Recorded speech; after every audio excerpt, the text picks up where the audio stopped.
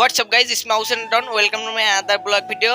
তো গাইজ আজকে হচ্ছে কোথাও যাচ্ছি না, আজকে কোনো ব্লগ হচ্ছে কিন্তু গাইজ, হ্যাঁ আজকে ব্লগ হচ্ছে গাইজ। আজকে আমাদের এখানে অনেক অনেক গরম, প্রায় 43 ডিগ্রি সেলসিয়াস তাপমাত্রা 43। তো গাইজ আজকে ভাবছি আজকে বাংলাদেশের ট্রেন্ডিংটি করবো, মানে ছাদে গিয়ে ডিম ভাজবো। সেই কারণে এই যে গাইজ এখান থেকে একটি ডিম নিয়ে এসেছি।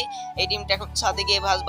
আর গাইজ এমনিতেই যে গরমের গরম, ছাদে তো ছাতা না নিয়ে যাওয়াই যাবে না, সে কারণে ছাতাটা নিয়ে চলে আসলাম ছাদে। এখন আগে ভাজবো ডিমটা, দেখা যাক। তো আগে তেল লাগবে, একটা খুন্তি লাগবে, একটা জায়গা লাগবে, এগুলো আগে নিয়ে আসি গাইজ। এই যে নিয়ে এসে একটা প্যান, এটা আগে এখন ছাদে গাতে চলে ধুয়ে আসবো গাইজ। এটাতে তুলে ছাদে গরম হবে, তারপরে গিয়ে আমি সব জোগাড় করে নেবো, কারণ গাইজ অত তাপমাত্রা না যে থুবো আর গরম হয়ে যাবে গাইজ। এটা এখন থাকবে যে নিয়ে এসি তেল, তারপরে তেল নিয়েছি গাইজ, এই যে একটা ডিম নিয়েছি এবং গাইজ একটা চামচ নিয়েছি। তো গাইজ এই যে আমার প্যানটা কিন্তু অনেকই গরম হয়ে গেছে প্রায়, আপনারা তো বুঝতে পারছেন না ক্যামেরার ভিতরে। এখন আগে তেলটি ঢালবো, তেলটি ঢেলার পরে একটু হালকা গরম হবে, তারপরে ডিমটি ওর ভিতরে ভেঙে দেবো। তো আগে তেলটি ঢালা যাক, চলুন। আর গাইজ ভিডিওটি হালকা একটু ফাস্ট ফরওয়ার্ড করে দিলাম, না হয় অনেকক্ষণ লেগে যেত। যাই হোক গাইজ, এই যে ডিমটা এবার ভেঙে দেবো, কারণ অনেক গরম হয়ে গেছে তেলও।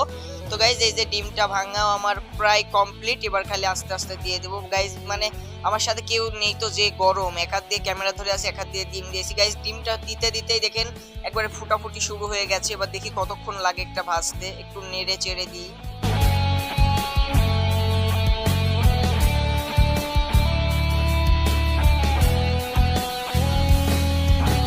তো গাইজ ফাইনালি ডিম ভাজা শেষ, মানে গাইজ অনেক সুন্দরই ভাজা হয়েছে, কিন্তু গাইজ রোদের তাপে আর কি ভাজা হবে, দেখেন মোটামুটি ভাজা হয়েছে, অতটাও সুন্দর হয়নি কারণ রোদে ভাজছি তো।